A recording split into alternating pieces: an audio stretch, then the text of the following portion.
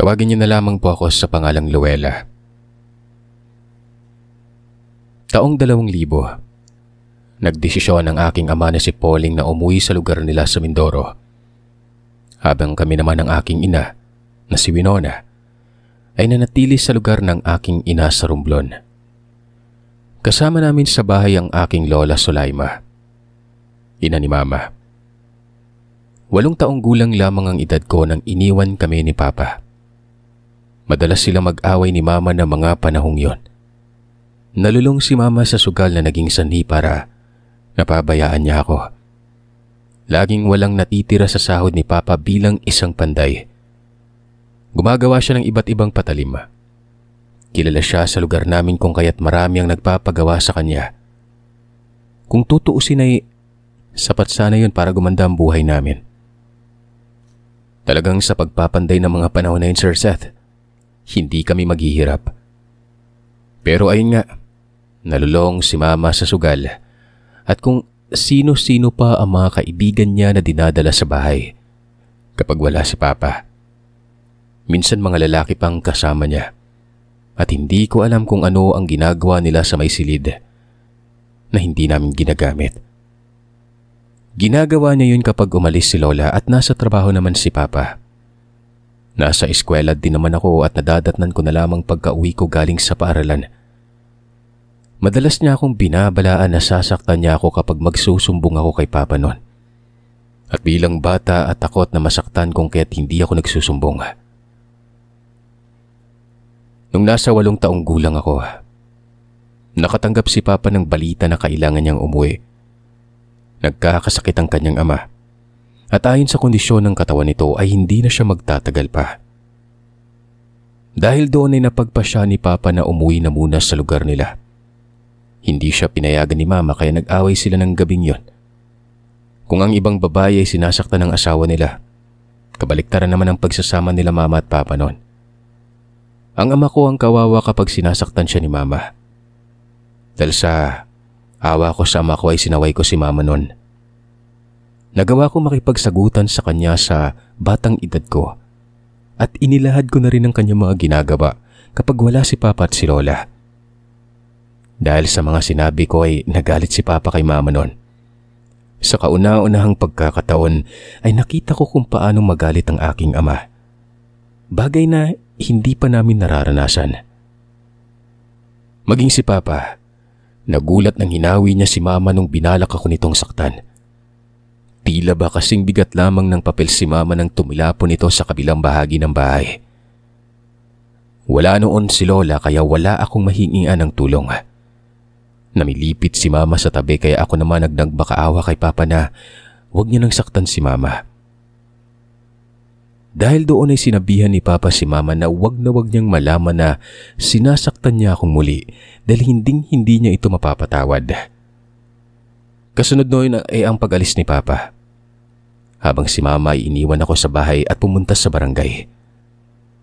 Inireklamo niya si Papa ng pananakit. Dahil isa sa nanungkulan sa barangay ang kanyang kasamaan sa sugal, inabangan nilang pagbabalik ni Papa kinabukasan. Ako naman ay nagdadasal na lang na sana hindi na muna umuwi si Papa noon. Tanghaling tapat nang dumating si Lola. Tinanong niya ako kung nasaan si Mama. Sabi ko hindi ko alam. Sinabi ko rin sa kanya kung anong nangyari kagabi. Napabuntong hininga na lamang si Lola dahil maging siya man ay hindi niya alam kung paano pagsasabihan si Mama. Si Papa hindi na umuwi ng gabing yon. Si Mama ay sinaktan ako at sinabihang ako ang mananagot sa kanya kapag hindi na siya bibigyan ng pera ni Papa. Wala naman akong nagawa kundi ang umiyak na lamang sa isang tabi. Inabutan na ng umaga pero hindi pa rin nakakauwi si Papa. 3 araw, wala pa rin siya. Nag-alala na ako kung kaya't pinuntan ko ang pinagtatrabahuhan ni Papa na nandoon sa kabilang barangay. Mag-isa lamang ako noon. At doon ko nalaman na umuwi pala si Papa sa Mindoro. Nag-iwan pa siya ng pera sa may-ari ng paggawaan ng mga itak para ibigay sa akin dahil parang alam na ni Papa na pupunta ako sa pinagtatrabahuhan niya. Nalungkot ako. Bagyang sumama pang ang loob ko kay Papa noon nang malaman ko na umuwi siya nang hindi man lang nagpaalam sa akin. Ganun pa man na hindi ko naman siya masisisi dahil delikado din naman ang buhay niya kapag umuwi pa ito sa bahay. Nakaabang ang mga kasama ni Mama sa sugal. Nang nakauwi ako sa bahay ay nadatnan ko si Mama. Tinanong niya ako kung saan ako galing. Sabi ko pumunta ako sa pinagtatrabahuhan ni Papa. Pumunta ka doon?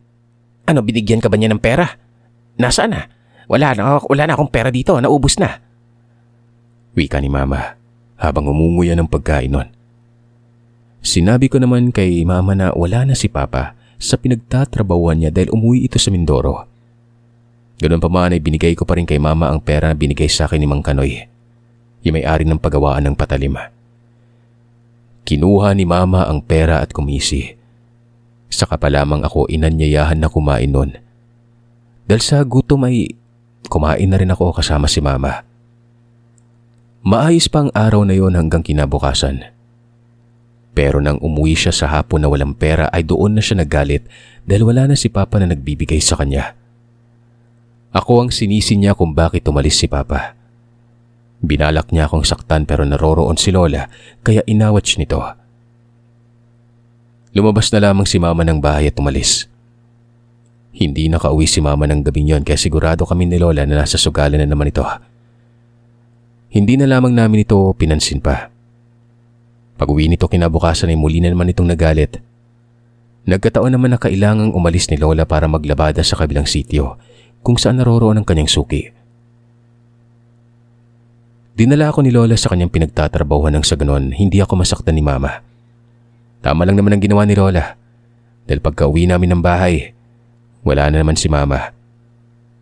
Kinabukasan na naman ito nakauwi at habang nagluluto si Lola ay pinagsabihan niya si Mama nun.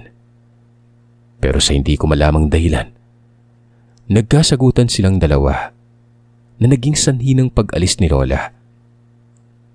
Mula sa kinatatayuan ng aming bahay ay 3 minuto lamang nalakaran papunta sa highway. Hinahabol ni Mama si Lola na sa wari ko ay sasaktan niya rin si Lola kagaya ng ginawa niya sa akin noon. Pero pagdating sa highway, mabilis na tumawid si Lola na naging sanhi para masagasaan ito ng truck na may karga na buhangin. Hindi nakaligtas si Lola noon. Nung una ay malungkot si Mama. Pero nang binayaran na siya ng may-ari ng truck na nakasagasa kay Lola, aba Sir Seth, nawala ang lungkot ng walang hiya. Hindi na niya pinakulong ang driver ng naturang truck. Parang MMK yung nangyari na kadramahan sa buhay ko. Pero ang mas matindi sa lahat, binenta ako ni Mama sa kanyang kasamaan sa sugal. Pero bago pa nangyari yon, bumalik muna ako sa lugar na pinagtatrabahuhan ni Papa. Pero wala pa rin siya dito. Nahihiya din naman akong manatili sa lugar na wala si Papa kung kaya't napilitan akong umuwi sa amin.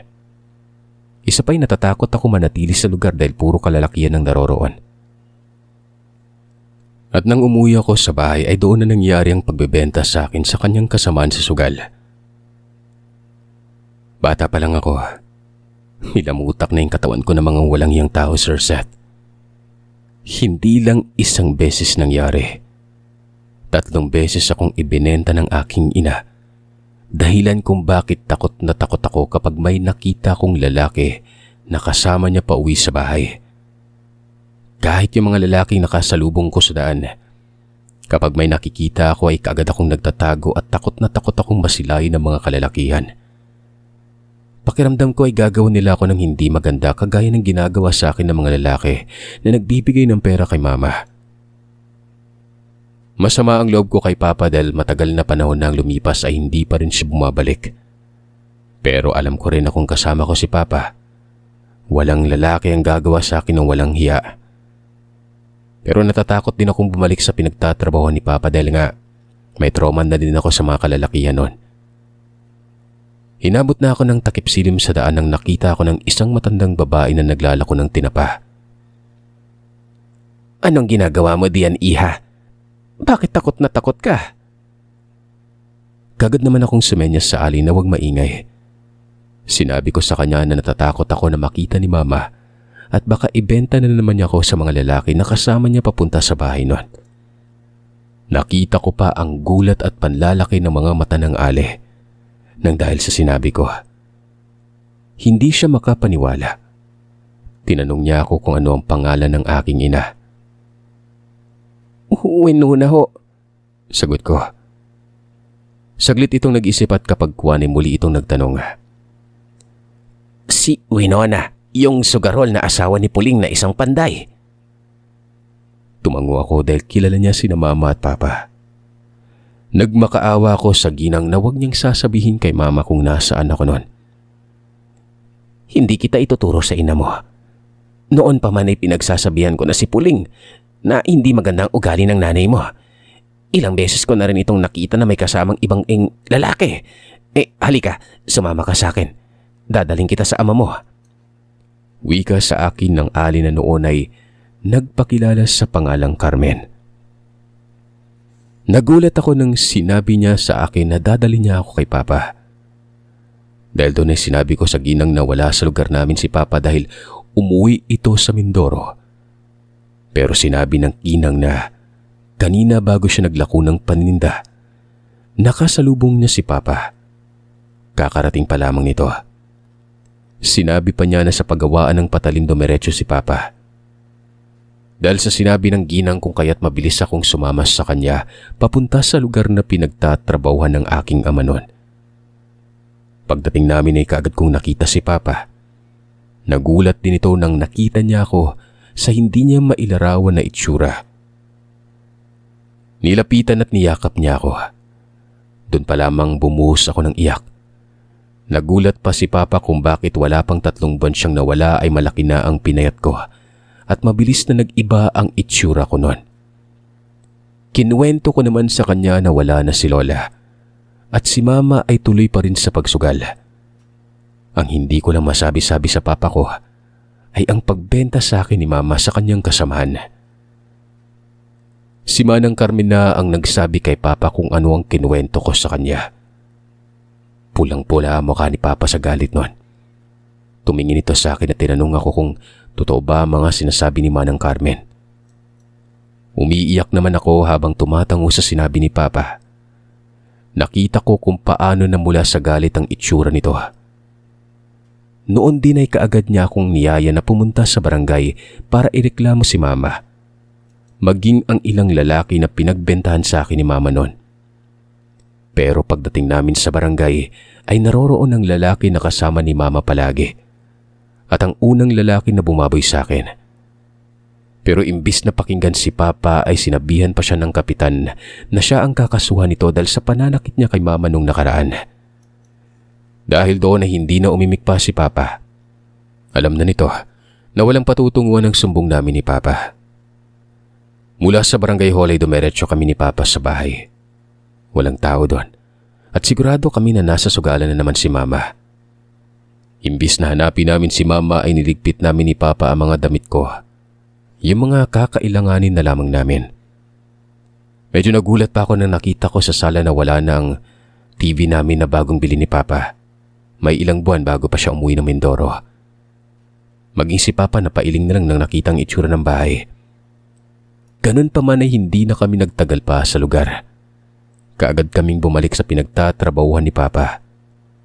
Nakiusap siya kay Mang Kanoy na kung pwede doon na muna kami titira hanggat hindi pa siya nakakahanap ng ligtas na lugar para tirahan naming mag-ama noon. Kaagad namang pumayag ang amo ni Papa at binigay sa amin ang isang silid sa bahay nila mag-asawa. May sariling pamilya na kasi mga anak nila at may kanya-kanya ng bahay sa Manila. Sila mag-asawa na lamang ang naiwan sa kanilang tahanan. May edad na rin sila pareho kaya nangangailangan na rin sila na makakasama sa bahay noon. Nagpasalamat kami ni Papa dahil sa kabutihan ng mag-asawa. Nakita na mag-asawa ang hirap na naranasan ko kung kaya't nagtanong sila kay Papa kung ano ang nangyari. Pero bago pa man magsalaysay si Papa, nagain na muna ang ginang na noon ay nakilala ko sa pangalan na Aling Mariana. Doon lang ako nakaramdam ng gutom nang nakita ko ng pagkain sa aking harapan. Naalala ko na simula pa palang tanghali na hindi ako nakakakain, kaya gutom na gutom ako noon. Sinabihan pa ako ni Papa na magdahan-dahan sa pagkain. Nakita ko na naaawa ang mag-asawa habang nakatingin sa akin noon. Kaninang umaga nandito yung anak mo at hinahanap ka, Puling. Hindi ko naman siya nakausap ng maayos dahil para bang nagmamadali at parang may tinatakasan. Wika ni Mang Kanoy. Nagwika naman si Papa na pag-usapan namin ang kalagayan ko pagkatapos namin kumain ng hapunan. Sinabihan niya rin ako na maligo nang sa ganon ay mawala ng baho sa aking katawan. Natakot ako nang sinabi ni Papa. Pakiramdam ko ay may gagawin siya sa akin na hindi maganda. Na makita ni Mariana ang pagbabago ng timpla ng itsura ko.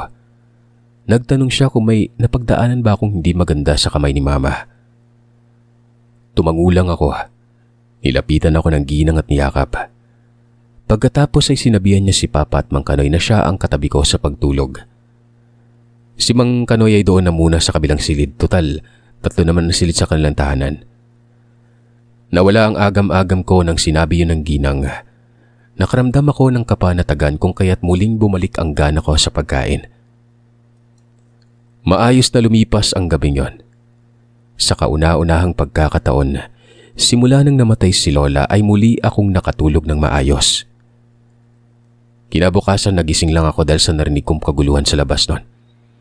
Narinig ko ang boses ni Mama na tumatalak, habang si Papa naman ay minsan lang kong sumagot. Ramdam ko na pilit niyang pinapakalma ang kanyang sarili. Hanggang sa narinig ko si Mama na nagsalita ng, "Kapag hindi mo ibanilag sa akin si Luella, ipapakulong kita sa pananakit mo sa akin at sa sapilitang pagkuha sa anak ko." Doon ko na lamang narinig si Aling Mariana na nagsalita ng, "Sige, gawin mo yan. Akala mo ba hindi namin alam na nagsumbong sa akin yung bata na binibenta mo siya sa mga kalalakihan na kasama mo sa sugalan? Gawin mo yan. Pagbintangan mo si Pilong at magdemandahan tayo." Sinundan pa yun ni Mang Kanoy.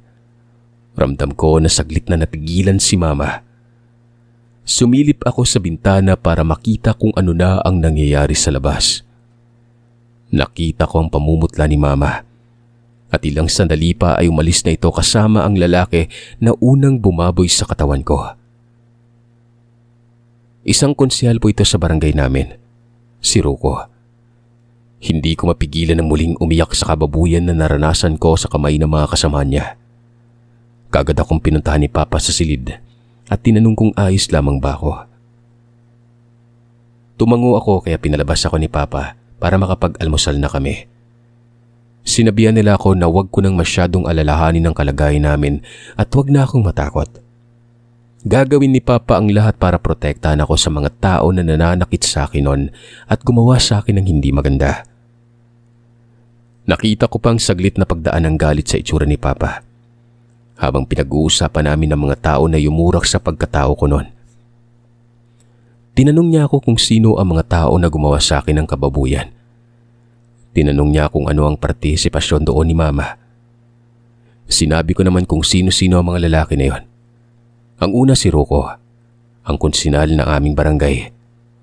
Pangalawa ay si Biyong, ang driver ng jeep na madalas sinasakyan ni Mama kapag pumupunta ito sa bayan. Pangatlo ay si Pael, isang tanod sa barangay na madalas kasama ni Rocco noon. Dahil doon, nagwika si Papa na siya na ang bahala. Kung hindi man umano mabigyan ng hustisya ng otoridad ang nangyari sa akin, may alam siyang hustisya na kayang-kaya niyang ibigay nang walang ibang tao ang mapapahamak. Iniisip kasi ni Papa ang kalagayan ng mag-asawa na tumutulong sa amin. Maging sila ay mapapahamak kapag nagsampa si Papa ng kaso, lalo na't may mga kapit sa nakakataas sa mga salarin. Isa pa dahil lang si Papa sa lugar. Kung kaya't wala siyang ibang malalapitan, lalo na't wala siyang pera. Tumango na lamang ako sa sinabi ni Papa. Hindi na ako umimik pa dahil bilang bata ay hindi ko alam kung ano ang aking sasabihin. Ganun pa man ay natakot ako sa sinabi ni Mama na ipapakulong niya si Papa. Kinahaponan, nasa loob lamang ako ng bahay, nanonood ng TV, habang si Aling Mariana naman ay nagluluto ng aming hapunan. Si Papa tuloy pa rin sa pagtatrabaho dahil muling bumalik ang nawala nilang mga parokyano nung umuwi si Papa sa Mindoro. Nang nakabalik si Papa, bumalik din ang mga ito. Nang magtatakip silim na ay may narinig kaming dumating na sasakyan. Dali-dali sana akong lalabas pero nakita ko si Aling Mariana na paparating sa sala. Pinigilan ako. Tanging pagsilip na lamang sa bintana ang aking nagawa. Sa pagsilip ko ay nakita ko si Ruko. May kasama itong dalawang lalaki. Nagpakilala ang mga ito na pulis pero hindi naka-uniforme. Nakita ko na sumama si Papa sa kanila. Pero bago pa man ito tuluyang sumakay, ay sumenyas ito kay Mang Kanoy na huwag mag-alala. Nang nakasakay na sila ng sasakyan, tinawag ko pa si Papa pero pabulong na lamang yung pagtawag ko. Takot na takot kasi ako dun sa mga lalaki. Nag-aalala ang mag-asawa habang si Aling Mariana ay minumura na ang dalawang lalaki. Ganun pa man ay pilit nila akong sinasabihan na magiging maayos din ang lahat, na walang masamang mangyayari sa aking ama. At kung sakali man umanong sumapit ang hating gabi at hindi pa rin nakakauwi si Papa, lalapit na si Mang Kanoy sa kanyang kaibigan. Hindi ko alam kung pulis ba o ano ang kanyang kaibigan, basta ang sinabi niya lang ay wala siya magagawa kundi ang lumapit sa kaibigan niya na kaibigan din ng ama ni Papa. Doon ko lang nalaman na personal na magkakilala pala si Papa at si Mang Kanoy. Nasa 1 oras pang lumipas ng pinakain na ako na mag-asawa pero kahit na anong gawing pagtitig ko, sa pagkain na yun ay wala akong gana. Sinabihan ko ang mag-asawa na hihintayin ko na lamang si Papa na makauwi para sabay na kaming kumain. Bumuntong hininga na lamang ang mag-asawa. Ganun pa man na hinayaan na lamang nila ako. Nasa 11:00 na ng gabi nang nakauwi si Papa. Basang-basa pa ito na animoy naligo sa kung saan man ito pumunta. Kahit nagtataka tuwang-tuwa ako nang nakita ko si Papa noon. Ibig sabihin ay walang masamang nangyari sa kanya nang dinala siya ng mga kalalakihan. Niyakap niya ako at sinabihang, "Walang sino man yung pwedeng manakit sa iyo, anak. Nandito na si Papa." Umiiyak ito habang tumatango. Ako na rin ang kumuha ng gamit niya para makapagpalit na siya ng damit. Saka pa lamang kami sabay na kumain. Halata kay Mang Kanoy ang pananahimik na para bang may gusto itong itanong kay Papa pero bilang bata ay hindi ko na lamang ito binigyan ng pansin pa. Nang gabing yon ay nagdesisyon ako na doon matulog sa silid na ibinigay sa amin na mag-asawa. Pinatulog naman ako na Papa. Muli kong naramdaman ang kaligtasan na kagaya ng naramdaman ko noon nung hindi pa umalis si Papa at umuwi sa Mindoro. Kagad din naman ako nakatulog. Kinabukasan, pagkagising ko, wala na si Papa sa tabi ko. Lumabas ako ng silid at nakita ko si Aling Mariana na nagwawalis doon. Binati ko siya. Hinanap ko sa kanya si Papa. Nakangiti naman sa akin ang ginang habang sumasagot na nasa paggawaan ng patalim si Papa noon. Sinabihan niya rin ako na kumain na muna ng almusal. "Mamaya na lang po, manang pupuntahan ko po muna si Papa." Sinabihan niya ako na lola na lamang umano ang itawag ko sa kanya. Wag na manang. Tumango na lamang ako ng pagsang-ayon sa kanyang sinabi. Tatawagin ko na sana si Papa pero narinig ko ang usapan nila ni Mang Kanoy. "Talaga bang hindi ka mapapahamak sa ginawa mo kagabi kay Ruko at sa mga nagpapanggap na pulis na kumuha sa'yo?" Tanong ni Mang Kanoy. "Alam mo kung paano ko may gumalaw, manong. Hindi nga nila maalala na pumunta dito mga demonyo para dukutin ako at patayin sa kung saan eh. Nagkamali sila ng tinatarantado. Pagbabayaran nila yung ginawa nilang kademonyohan sa anak ko. Si Rocco pa lang ang nasingil ko. May dalawa pa. At yung ihuhuli ko, yung walang hiya kong asawa." Nakita ko na umaga pa lang ay namumula ng mga mata niya. Nag-iba din ang itsura ni Papa. Alam mo yung nagkapangil. Pero kagad din itong nawala. Naisip ko na baka namamalikmata lamang ako noon. Aalis na sana ako pero tinawag ako ni Papa kung kaya't lumapit ako sa kanya. Tinanong niya ako kung narinig ko bang usapan nila ni Mang Kanoy. Umiling ako dahil natatakot ako na mapapagalitan ako ni Papa noon. Pero ngumiti lamang ito habang hinahawakan ako sa ulo at sinabihan ng, "Hindi mo kailangan na magsinungaling sa akin, anak. Hindi kita papagalitan basta magsabi ka ng totoo. At wag ka maglim sa akin, ha. Nang sa ganun ay maprotektahan kita sa lahat ng mga taong gustong manakit at nanakit sa iyo. Maliwanag ba yon?" Tanong sa akin ni Papa. Kagad naman akong tumango. Kasunod doon ay ang pag-usal niya ng salita at pag-ihip sa ulo ko. Hindi ko alam kung para saan yon. Maayos na natapos ang araw Naging masaya ako dahil sa dinala ko ni Lola Mariana sa palengke at ipinamili ng ilang damit at bagong tsinelas. Mabilis na nawala ang takot ko na makatabi si Papa sa pagtulog at nang gabing yon ay mabilis akong nakatulog dahil sa kinikwentuhan ako ni Papa ng mga nakakatawa hanggang sa nakatulog ako. Kinabukasan nang nagising ako ay nasa paggawaan na ng patalim si Papa. Pero sa halip na puntahan siya ay mas pinili kong tulungan na muna sa gawain si Lola Mariana. Natuwa din ito nang hinahakot ko ang mga nawalis niya mga tuyong dahon. Dinadala ko yon sa manilalagyan niya ng mga tuyong dahon at doon niya sinisigaan. Maya-maya ay dumating si Papa at Mang Kanoy. Saka pa lang kami nagkaagahan. Pagkatapos kumain ay binuksan ni Lola ang telebisyon para makapanood kami ng TV. Pagbukas namin, nakita ko ang balita sa pagkamatay nila Biyong at Pael. Ayon sa balita ay nagkainita ng magkaibigan habang nagiinuman kaya nag-away ang dalawa at nagpatayan. Nakita ko naman na nagkatinginan si Papa at Mang Kanoy. Hindi ko alam kung bakit ako natutuwa nang nakita ko na patay na ang dalawang lalaki na gumawa sa akin ng kademonyohan. Nang umagang yon ay ako na mismo ang nagsabi kay Papa na gusto ko na muling mag-aral. Bagay na ikinatuwa ni Papa at ng dalawang matanda nun. Siguro nasabi ko yun dahil panatag na ako na wala nang mananakit sa akin dahil patay na ang 3 demonyo na pinagbentahan sa akin ni Mama. Pero nang naisip ko si Mama, muli akong natakot lalo na nang narinig naming may tumatawag sa labas. Nang nilabas ni Lola Mariana ay doon ko nakita si Mama. Hinahanap niya kami ni Papa. Pero sa halip na harapin ko si Mama ay nagtago ako sa silid.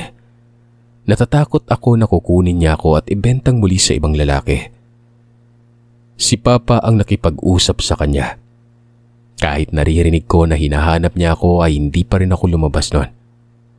Muli nitong tinakot si Papa na ipapakulong niya dahil sa pilitan daw akong kinuha ni Papa.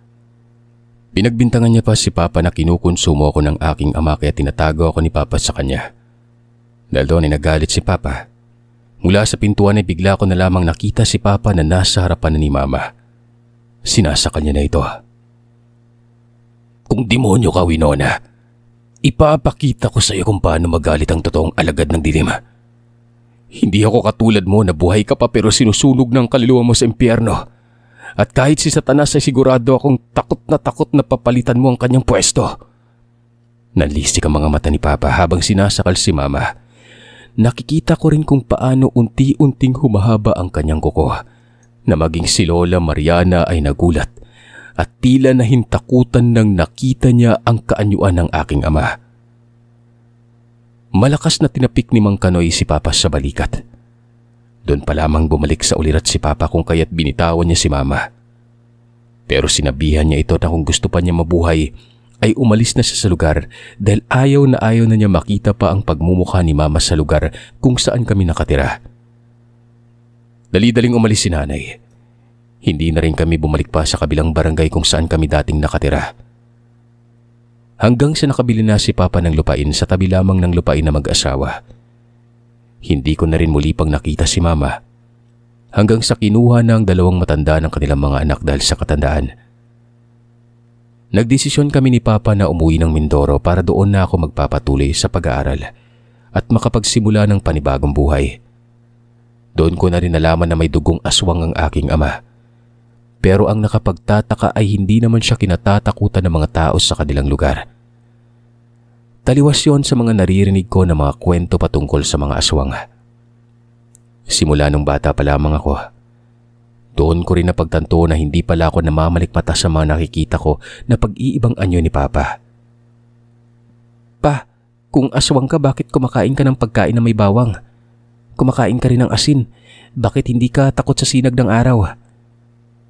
Magkaiba kasing naririnig kong kwento tungkol sa katangian ng mga aswang kaysa sa nakikita ko sa katauhan ni Papa noon. Ayon kay Papa, espesyal ang kanyang pagiging aswang. Hindi siyang ordinaryong aswang na nanghihina kapag hindi kumakain ng hilaw na karne. Hindi din siya natatakot sa asin at natatakot sa araw. Isa umano siyang mataas na uri ng nilalang. Bihira lamang ang natitiras sa kanilang lahi kaya hindi siya nananalasa sa mga tao. Maliban na lamang kung ang mga tao na yon ay mga halangang kaluluwa at walang karapatang mabuhay sa mundo. Pasalamat na lang ang ina mo at kahit papano ay minahal ko siya. At kahit gaano pa siya kasama ay siyang ina ng nag-iisang anak ko. Ikaw yon, kaya hindi ko siya nagawang patayin. Napaisip ako at naguluhan ang iniisip ko kung paano namatay ang mga demonyo na gumawa sa akin ng hindi maganda. Tila ba nabasa ni Papa ang iniisip ko? Nginitian niya ako habang nagwiwika ng, "Sinabi ko na sa iyo, nak, diba? Walang pwedeng manakit sa iyo dahil lintik lang ang walang ganti." Nahintakutan ako sa sinabi na ni Papa. Pero gayon pa man ay nagpapasalamat ako sa kanya. Dahil siguro kung wala siya, baka kung ano nang nangyari sa akin. Simula noon ay namuhay na kami ni Papa ng maayos. At kailanman, hindi na kami bumalik ng Romblon.